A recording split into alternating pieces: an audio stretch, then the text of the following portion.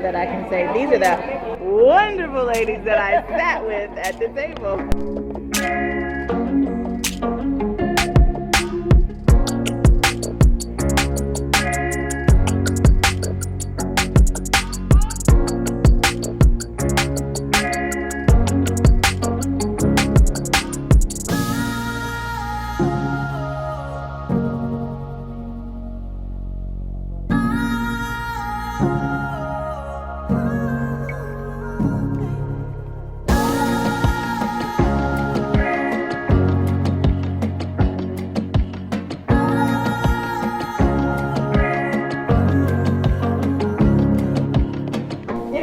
Proficient in it, what happens? You procrastinate because you got to figure out how to do the thing before you can do the thing, right?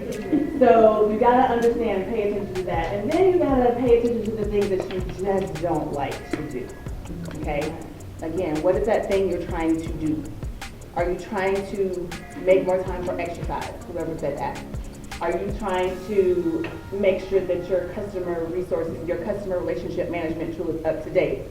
Whatever it is. How about this A&T Aggie shirt that I'm wearing? That is a great shirt. Because that's my alma mater, and I thought that was a cute shirt.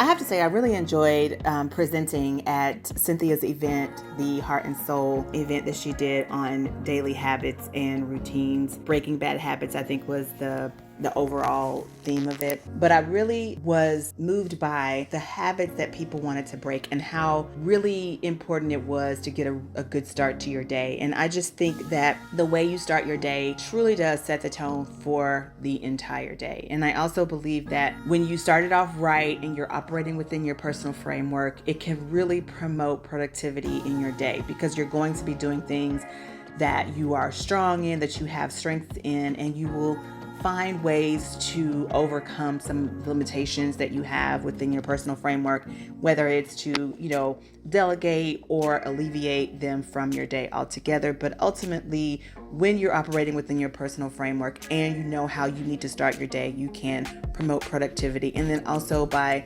really operating in your personal framework and starting your day off the way you really need to, you are prioritizing yourself. And that is just so important. Once you started your day, I also talked about this in the presentation, and I said the way you manage your day is important. And understanding what your family dynamic is important to that ability to manage your day. And if you want to know more about this, I could definitely teach an entire, segment on my YouTube channel on this, but suffice it to say that it's really important for you to not only understand your personal framework, but understand how it fits into your family dynamic so that you can manage your day more efficiently.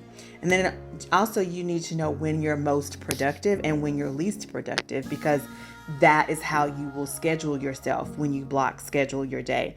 And then lastly, you need to know when you need a little bit of flex time. When I talked about this in my presentation, I mentioned having areas on your block calendar for flex time so that if you have doctor's appointments that come up, or if there is an emergency, or if a girlfriend wants to have lunch or something throughout your work week, you know exactly the best times for that to happen. So you have that flex week. Anyway, all in all, I came up with a great application to the whole profit loss thing. And I shared this, and I kind of wanted to share it with you as well. And I just basically said, if you think of the profit and loss, process, ultimately the goal is to have a profit. But here in my example is to have a quality of life. But I feel like the same rules apply. And so I put this in this graphic, and I just said that when you start with the end in mind, what you're actually doing is you're recognizing your goal and making a decision to start your day on your terms. And because of that, because you've identified your personal framework, you've constructed your personal framework, you are now giving out of overflow. That is your revenue.